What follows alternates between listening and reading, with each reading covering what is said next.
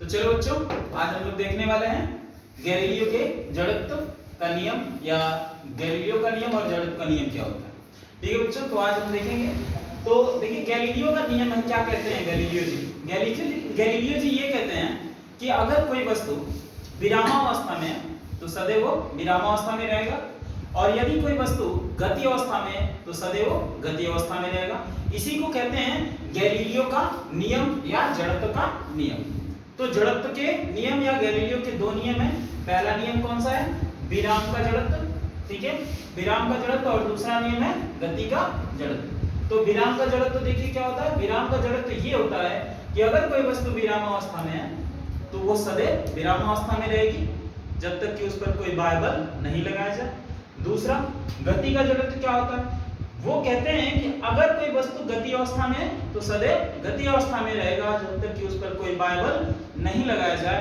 और ये चीज हम एक्सपेरिमेंट के माध्यम से समझेंगे और देखेंगे कि क्या विराम का जड़त्व जो है वाकई में जो गैलीलियो जी कहते हैं ये वाकई में ऐसा होता है कि नहीं। तो आइए चलते हैं हम यहाँ पे, और हमारे पास यहाँ कुछ बॉटल्स हैं और बॉटल है और ग्लास है। तो इस पे हम लोग देखेंगे कि यहाँ पे एक ग्लास है मेरे पास, इस पे मैं पानी भर ले रहा हूँ और पानी गिर गया।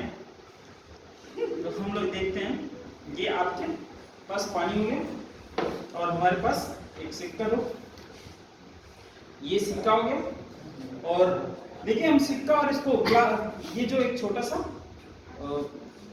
इसको दफ्ती है कह सकते हैं, ठीक है, किताब से काट के अभी निकाला हूँ, एक लड़के ने दिया। तो देखिए इसको हम कैसे देखेंगे। यहाँ पे देखिए इस गत्ती के ऊपर हम ऐसे क्या करेंगे, एक सिक्का, देखिए 10 रुपए का सिक्का है, बहुत दिनों से बचा के रखा था, तो यहाँ एक्सपेरिमेंट में काम आ रहा है। ठीक है, और इस सिक्के को हम देखेंगे कि देख रहे हैं कि ठीक है सिक्का दिख रहा है, खड़े हो जाओ थोड़ा सा, सिक्का अच्छे से दिखेगा। ठीक है, तो हम ये सिक्का देख रहे हैं कि ये किस अवस्था में है, ये विरामावस्था में। किस अवस्था में? विरामावस्था में। अगर इस और गत्ता जो साथ में गत्ता है ये भी किस अवस्था में है? गति अवस्था, विरामावस्था में। अब क्या करेंगे हम, जैसे ही अगर ये नियम ये कहता है कि अगर ये कोई वस्तु विरामावस्था में तो विरामावस्था में रहेगा, तो ये सिक्का हमेशा यहीं इसी स्थान पे रहना चाहिए चाहे कुछ भी हो जाए। तो हम देखते हैं क्या ऐसा होता है। तो गत्ते को हम हटाते हैं, ये नहीं हुआ, फिर से देख लेते हैं एक बार।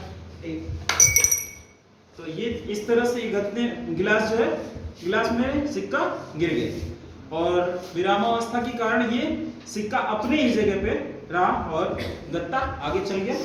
ठीक है।